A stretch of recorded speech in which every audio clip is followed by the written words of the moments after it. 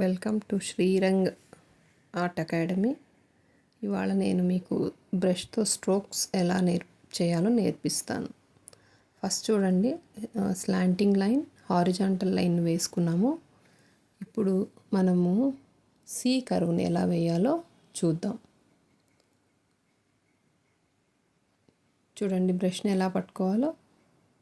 See just మీరు సింపుల్గా బ్రష్ని కొంచెం స్లాంటింగ్ పొజిషన్లో పెట్టి సీకర్ను ఇచ్చుకోవడమే. చూడండి, ఓకే. నెక్స్ట్ ఎస్ ఎలా వేయాలో చూద్దాం.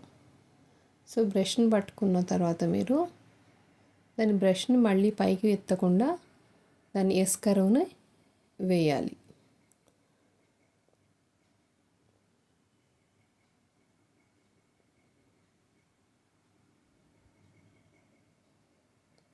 అంతే, చూసారా ఎస్ కర్వ్ ఎంత నీట్గా వచ్చేసిందో.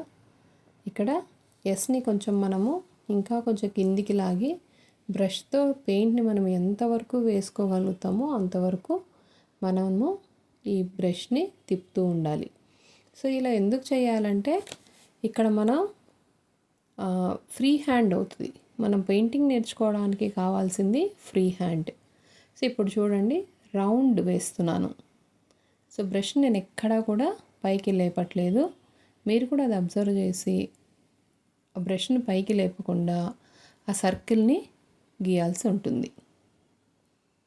తర్వాత అదే ఎస్ కర్వ్ని మనం చాలా కింది వరకు బ్రష్కి ఎంత పెయింట్ ఉంటుందో దాన్ని అంతా కూడాను మనం ఎస్ కర్వ్ లాగా యూస్ చేయొచ్చు.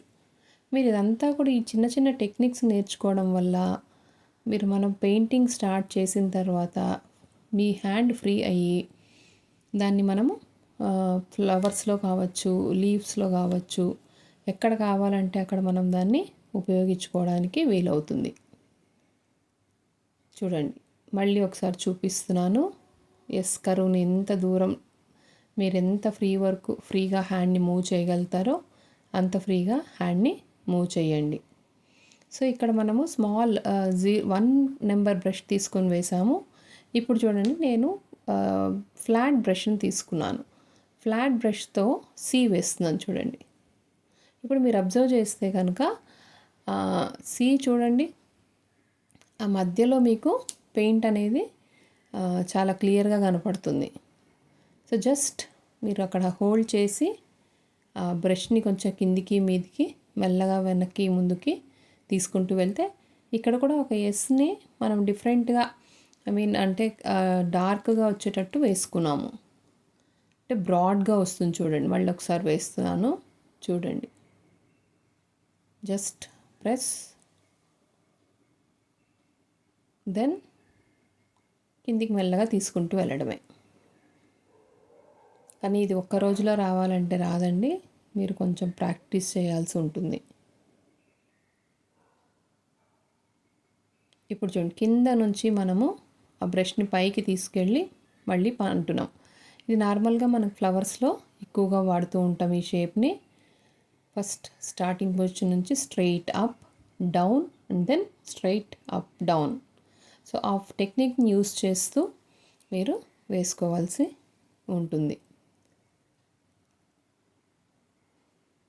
స్ట్రైట్,